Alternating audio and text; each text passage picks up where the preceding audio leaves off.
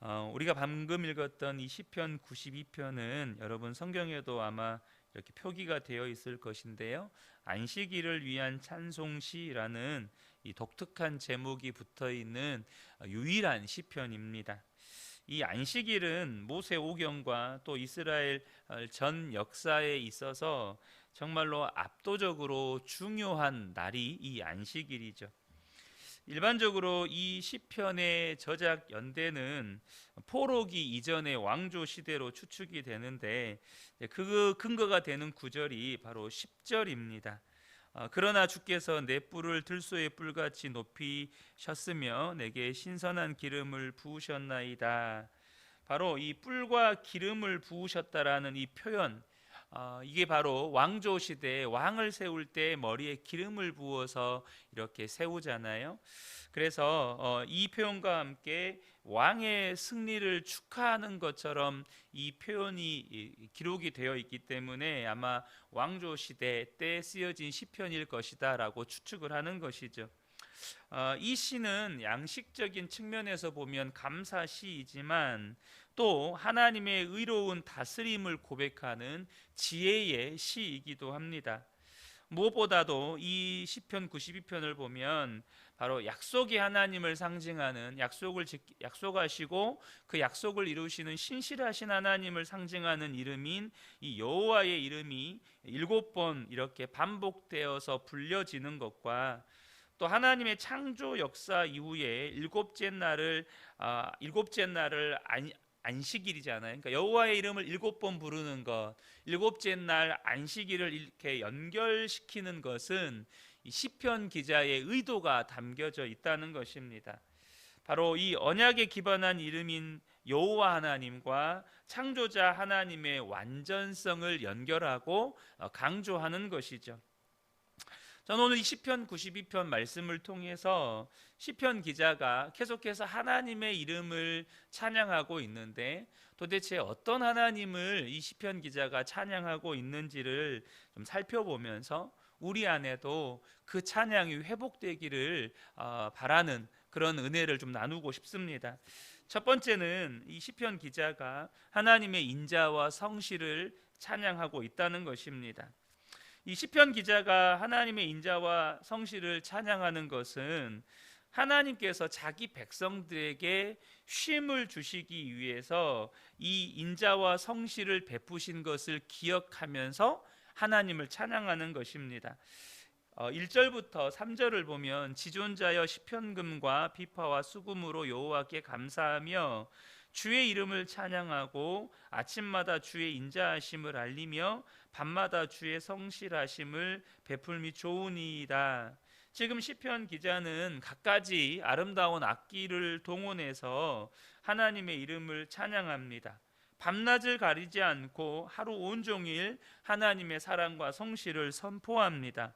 그 이유가 뭐냐면 시편 기자가 생각하기에 창조의 완성을 통해서 안식을 창조하신 하나님의 역사가 너무나도 크고 놀라워서 그 하나님을 찬양하고 또 기뻐 소리치지 않을 수 없었기 때문이에요. 우리가 일반적으로 유명한 관광지를 가거나 등산을 하거나 어떤 아름다운 자연 경관 혹은 우리가 봄이나 여름이나 가을에 자연이 이렇게 변해가는 모습들을 보면서 감탄을 하죠. 야, 정말 아름답다. 야, 정말 보기 좋다. 그런데 우리가 이 시편 기자는 단순히 자연 현상, 자연 만물을 보면서 그것이 아름답고 그것이 경이로워서 감탄하는 정도가 아니라 그 속에서 하나님께서 우리를 향하여 베푸신 인자와 성실을 깨닫는 거예요. 그래서 하나님을 찬양하지 않을 수가 없다고 고백하는 것입니다. 4절과 5절을 보면 여호와여 주께서 행하신 일로 나를 기쁘게 하셨으니 주의 손이 행하신 일로 말미암아 내가 높이 외치리이다.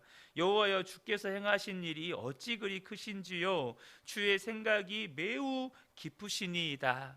그 창조의 그러니까 창조하시고 마지막 날에 하나님께서 쉬심으로 단지 하나님이 쉬시기 위해서 쉬시는 것이 아니라 우리에게 쉼을 주시기 위해서, 우리에게 안식을 주시기 위해서 하나님이 안식하셨다는 이 놀라운 사실을 스스로가 이것이 성령의 은혜로 말미암아 깨달으니까 하나님의 창조의 섭리, 역사 하나하나가 그 안에서 찬송을 불러일으키는 거예요. 사랑하는 성도 여러분, 우리가 자연 만물에서 하나님의 섭리를 깨닫고 또 우리를 향하신 하나님의 인자와 성실을 깨닫는 건 우리가 공부를 많이 해서 지식이 많아서 깨닫게 되는 일이 아닙니다. 이것은 성령님께서 그 사람에게 베푸시는 감동이고 또 하나님께서 베푸시는 은혜입니다. 우리가 흔히 말해서 계시라는 표현을 쓰는데요, 이 계시는 한문의 뜻을 풀이를 하면 열어서 보여준다라는 뜻입니다. 그러니까 하나님께서 그 사람의 눈을 열어서 이전에 알지 못했던 그 속에 하나님께서 역사하심을 보게 하시고 하나님의 일하심을 보게 하시는 것이죠. 하나님의 뜻을 깨닫게 하시고 하나님의 마음을 깨닫게 하시는 것, 이것을 우리가 계시라고 해요. 저는 지금도 기억하는 것이 전 정부에서 한 부서 장관 후보가 인사청문회에서 이런 질문을 받았습니다. 물론 반대 정당의 국회의원이 질문을 하는 거죠. 지구의 나이가 얼마냐? 그런데 이분은 자기 신앙의 양심과 자기가 아는 지식대로 6,000년으로 믿고 있다고 고백을 했습니다. 그런데 그 말 때문에 이분은 그 말 때문에 얼마나 많은 사람들로부터 공격을 당했는지 몰라요. 그분이 물론 우리는 학창 시절에 지구의 나이를 45억 년으로 과학 시간에 배웁니다. 그러면 그렇게 말하는 장관직 6,000년이라고 말하는 장관직 후보는 학창 시절에 공부를 안 해서 6,000년이라고 말을 했을까요? 또 반대로 그것을 공격하는 정치인들은 학창 시절에 공부를 정말 잘해서 지구의 나이를 6,000년이라고 대답한 그 정치인을 정말로 몰상식한 인간이라고 그렇게 공격을 했을까요? 당시 국무총리도 이 부분에 대해서 공격을 받으니까 그 인터뷰에서 하는 대답이 그분이 그런 사람인 줄 모르고 이렇게 후보로 올렸다고 그렇게 대답을 했었던 기억이 납니다. 여러분, 우리가 지구를 보면서 또 자연 만물을 보면서 거기에서 하나님의 일하신 흔적을 발견하고 또 거기에서 하나님이 우리 가운데 베푸시는 인자와 성실을 발견하는 건 그냥 공부를 많이 해서 그래서 지식이 많아서 깨달아지는 게 아닙니다. 그것은 성령님께서 눈을 열어서 보여주셔야 하나님이 우리를 위해서 베푸신 은혜이고 하나님께서 여전히 인자와 성실을 우리에게 베풀고 계시다는 것을 깨닫게 되는 거예요. 그 자연 만물 속에서 하나님의 창조의 역사 속에서 우리를 향하여 베푸신 하나님의 인자와 성실을 인정하는 것이 참 지혜이고 또 이것을 모르고 깨닫지 못하는 것이 어리석은 일이라는 것을 아셔야 합니다. 6절을 보면 어리석은 자도 알지 못하며 무지한 자도 이를 깨닫지 못하나이다. 저는 얼마 전에 유엔 사무총장이 그렇게 지구의 기후 변화에 대해서 이런 말을 했었죠. 이제는 지구 온난화가 아니라 지구 열대화 시대에 접어들었다. 많은 환경과학자들이 올해를 정말 지구가 너무너무 더웠다라고 이야기를 하는데 그것은 뭐 정점을 찍은 게 아니고 진짜 이제부터 본격적인 시작을 알리는 사인이다, 이런 이야기들을 하죠. 저는 이 마지막 때에 되어지는 이 자연현상들을 보면서도 하나님이 다시 오실 때가 정말로 머지 않았구나, 우리 주님이 다시 오실 날이 정말 머지 않았구나, 정말 우리에게 너희들 이 마지막 때를 깨어서 너희의 믿음을 준비하라는 사인으로 우리에게 보여주시는 거구나, 저는 그렇게 바라보아집니다. 정말 우리가 깨어서 믿음을 준비하고 살아야 하는 때를, 그 시대를 우리가 살고 있구나, 전 정말 그렇게 보여집니다. 제가 뭐 설교 때도 우리 주일이나 뭐 다른 예배 설교 때도 자주 드리는 말씀이죠. 우리가 정말로 깨어서 이 시대에 돌아가는 자연 현상들을 보면서도 우리가 깨어서 준비해야 될 때인 것을 저와 여러분이 아셔야 합니다. 두 번째는 악인을 심판하시는 하나님을 찬양하고 있다는 것입니다. 하나님은 사랑의 하나님이십니다. 동시에 공의의 하나님이십니다. 또한 하나님은 오늘 본문에도 소개하지만 영원하시고 하나님보다 높은 분이 없습니다. 그러므로 하나님은 반드시 악인을 심판하셔서 멸망시키시고 패망시키시고 흩으실 거라는 것입니다. 물론 악인에게 잠깐의 번성을 허락하십니다. 그러나 끝이 있습니다. 들풀이 아침 해와 뜨거운 동풍에 말라버리듯이 악행하는 자들, 특별히 하나님을 대적하는 원수들을 반드시 멸하실 것이라고 오늘 시편 기자는 고백하고 있습니다.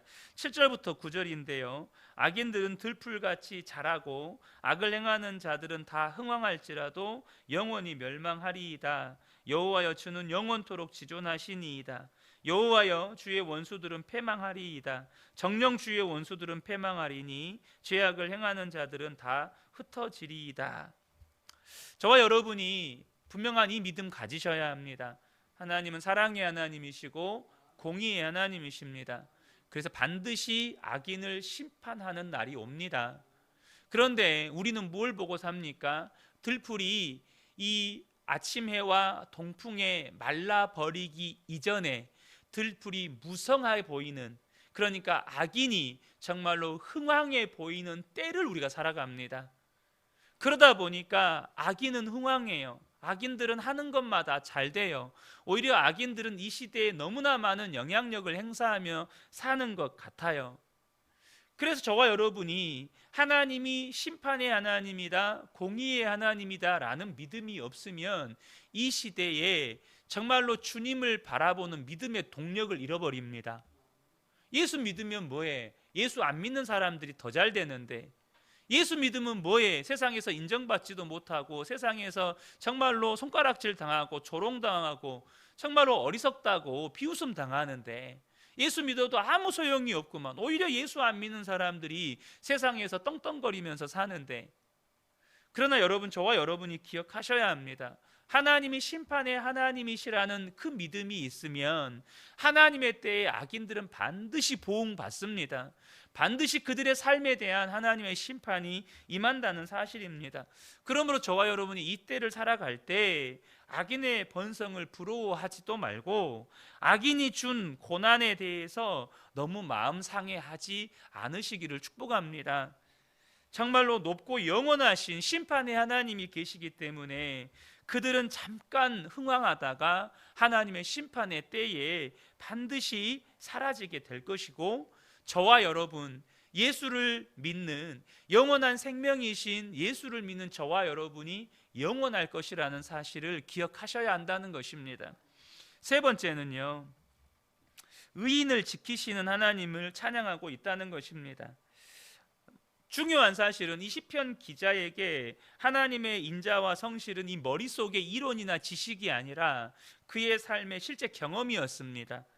악인의 보응과 의인의 명예 회복을 눈으로 보았고 귀로 들었다고 말합니다. 11절입니다. 내 원수들이 보응받는 것을 내 눈으로 보며 일어나 나를 치는 행악자들이 보응받는 것을 내 귀로 들었도다. 여러분, 저와 여러분에게 정말 중요한 게 있어요. 하나님 살아계심은 이론이 아닙니다. 하나님 살아 역사하심은 지식이 아니에요. 성경에 기록된 이야기가 아닙니다. 하나님 살아계심은 우리의 삶의 실제이고, 하나님 살아계셔서 우리의 삶에 역사하심은 우리의 삶의 경험이어야 합니다. 그게 신앙입니다. 우리가 성경을 지식으로 알자고, 성경을 내 머리에 이론으로 쌓아놓자고 예수 믿는 거 아닙니다. 하나님은 살아계셔서 우리의 삶 가운데 역사하시는 하나님이십니다. 그래서 지금 악인이 흥하고 의인이 쇠해도 정말 저와 여러분이 하나님이 살아계심을 경험했기 때문에 하나님을 찬양하는 것입니다. 하나님이 내 삶에 역사하시는 것이 내가 눈으로 보았고 내 귀로 들었기 때문에 우리가 하나님을 찬양하게 되는 거예요. 하나님께서 악인들은 화려하게 피었다가 금세 사라지는 풀 같게 하시겠지만 의인들은 여호와의 집에 심겨 높이 자라게 하시고 한결같이 풍성하게 결실하고 늘 안전하고 싱싱한 종려나무와 백향목같이 하게 하실 거라는 거예요. 그게 12절 말씀입니다. 의인은 종려나무같이 번성하며 레바논의 백향목같이 성장하리로다. 여러분, 저와 여러분이 이것을 경험하셔야 합니다. 이것을 저와 여러분이 단순히 눈에 보이는 외적인, 그러니까 어떤 물질적인 풍요나 세상의 성공이나 세상에서 잘 되는 것과 연결하시면 안 됩니다. 여러분, 뭘 보셔야 되느냐? 여러분, 성경은 그 핵심은 영적인 실상입니다. 그러니까 저와 여러분의 삶이 겉모양은 눈에 보이는 겉모양은 이전과 다르지 않을 수 있어요. 그러니까 뭐 작년에 100만 원 벌던, 아니 10년 전에 100만 원 벌던 거 지금도 여전히 100만 원 벌고 있을 수 있고요. 뭐 건강으로 치면 10년 전보다 지금 훨씬 더 덜 건강하실 수도 있습니다. 그러나 여러분의 믿음은 종려나무같이 계속 자라나셔야 합니다. 여러분과 주님과의 친밀함은 백향목같이 계속해서 성장하셔야 합니다. 그것은 우리의 눈에 보이는 외적인 모습과 전혀 상관이 없어요. 우리의 믿음은 계속해서 자라가는 겁니다. 주님을 더 사랑하게 되어지고 주님을 향한 믿음은 더 견고하게 되어지고 주님과의 친밀함은 날마다 더하여지는 것입니다. 자, 중요한 사실은 우리가 어떻게 하면 그렇게 하나님을 찬양할 수 있는가예요. 오늘 시편 92편 기자와 같이 어떻게 하면 우리가 이 믿음을 가질 수 있는가입니다. 우리의 고민은 다른 게 아닙니다. 실상 우리가 눈앞에 보이는 문제나 또 되어지는 어떤 삶의 여건들 속에서 우리가 좌절하고 절망하고 낙심하는 이유가 뭡니까? 건강을 잃었기 때문입니까? 사람들의 인정과 사람들의 존중을 받지 못했기 때문입니까? 아니면 내가 성공하지 못했기 때문입니까? 그게 아닙니다. 우리의 믿음이 흔들리기 때문입니다. 우리의 믿음이 흔들리기 때문이에요. 우리가 어떻게 시편 기자와 같이 정말 내 삶도 종려나무같이 거룩하고 백향목같이 번성하는 삶을 살 수 있습니까? 오늘 본문에 그 간단한 답을 제시해 줍니다. 13절에 이는 여호와의 집에 심겼으며 우리 하나님의 뜰 안에서 번성하리로다. 아멘입니다. 여러분, 사람이 끝까지 종려나무처럼 거룩하고 백향목처럼 번성하는 일은요, 모든 성도에게 허락된 일이지만 모든 성도가 누리는 일은 아닙니다. 이걸 정확하게 아셔야 돼요. 모든 성도에게 허락은 되었어요. 그러나 모든 성도가 누리는 일은 절대 아니라는 것입니다. 정말로 우리의 삶이 종려나무처럼 거룩하고 백향목처럼 번성하는 삶을 살려면 우리의 뿌리가 하나님의 집에 있어야 한다는 것입니다. 우리의 마음이 언제나 주님의 몸된 교회에 있어야 한다는 거예요. 그런데 이 시편 92편의 기자는 평생을 하나님의 집에 살면서 뿌리를 하나님께 내린 사람, 그래서 늘 주님을 바라보고 주님과 동행하는 사람에 대해서 이런 표현을 씁니다. 14절과 15절인데요. 그는 늙어도 여전히 결실하며 진액이 풍족하고 빛이 청청하니 여호와의 정직하심과 나의 바위 되심과 그에게는 불의가 없음이 선포되리로다. 아멘입니다. 여러분, 모세가 80세에 하나님께 부르심을 받습니다. 아브라함이 75세에 하나님의 부르심을 받아요. 여러분, 여호수아와 갈렙은 85세에 여러분 아무도 가지 않으려고 차지하지 않으려고 했던 헤브론 땅을 달라고 그렇게 여호수아에게 구합니다. 아낙 자손이 점령하고 있는 그 땅을 자신이 차지하겠다고 고백합니다. 바로 이 사람들이 늙어도 여전히 결실하며 진액이 풍족하고 빛이 청청한 사람들 아닙니까? 여러분, 그러잖아요. 여러분, 우리 주변에 나이가 들어도 정말로 노년이 되어도 여전히 그 믿음이 빛을 발하고 하나님을 향한 사랑이 빛을 발하고 교회 안에서 선한 영향을 끼치는 아름다운 신앙의 본이 되시는 분들이 참 많습니다. 왜 그럴까요? 어떻게 나이가 들었는데 믿음이 쇠하여지지 않고 오히려 믿음은 더 강력하게 빛을 발하고, 나이가 들었는데 하나님을 향한 열정이 식지 않고 여전히 하나님을 향한 찬양과 하나님을 향한 믿음이 너무너무 뜨겁고, 어떻게 그러는 걸까요? 여러분, 그분은 여전히 하나님께 뿌리를 내리고 있기 때문입니다. 여전히 주님의 집에 뿌리를 내리고 있기 때문이에요. 여러분, 우리 인생에서 가장 중요한 것은 인생의 마지막입니다. 인생의 마지막이 복되어야 합니다. 그게 무슨 말입니까? 내 젊음을 아무리 화려하게 살아도 인생의 마지막이 하나님과의 관계가 추하면, 하나님과의 관계에 친밀함이 없으면 여전히 죽음에 대한 두려움에 벌벌 떨고 있고 여전히 죽음 앞에서 추한 모습을 보이게 돼요. 누구나 늙으면 쇠잔해집니다. 그러나 기억하셔야 합니다. 하나님의 집에 뿌리를 내리면 여전히 우리의 삶은 하나님의 영광을 나타내는 삶을 살게 돼요. 제가 중국 단기 선교에 갔을 때 어느 한 장로님을 뵀어요. 그 장로님은 한국에서 젊은 시절을 보내시다가 이제 장로 은퇴를 하고 중국 선교를 나오셨어요. 장로를 은퇴하고 70이 넘어서 중국 선교를 나오셨는데, 그분과 대화를 나누는 가운데 그분의 말 한마디 한마디가 저에게 너무나도 강력한 도전이 되고 은혜가 되는 거예요. 그냥 중국에서 비즈니스를 하면서 선교를 하시는데, 그래서 제가 그 장로님께 그런 말씀을 드렸어요. 제가 그 장로님을 거기서 처음 뵀거든요. 장로님, 야곱이 고향으로 돌아오면서 에서를 바라볼 때 제가 형님의 얼굴을 뵐 때 하나님의 얼굴을 뵙는 것 같습니다라는 고백을 했었는데, 제가 장로님의 얼굴을 뵈니까 정말 하나님의 얼굴을 뵙는 것 같습니다. 그분의 삶이 너무나도 아름답게 빛이 나니까 그냥 그분의 이야기를 듣는데 얼굴에서 빛이 나는 것 같은 거예요. 어떻게 그럴 수 있는 것입니까? 우리의 얼굴은 그냥 외모를 보면, 거울을 보면 늙어가지만 정말 저와 여러분 날마다 주님과 동행하면 우리의 삶에서 빛이 나는 겁니다. 우리의 삶이 나이가 들어가도 여전히 빛이 청청하고 열매 맺고 진액이 풍성한 삶을 살게 되는 거예요.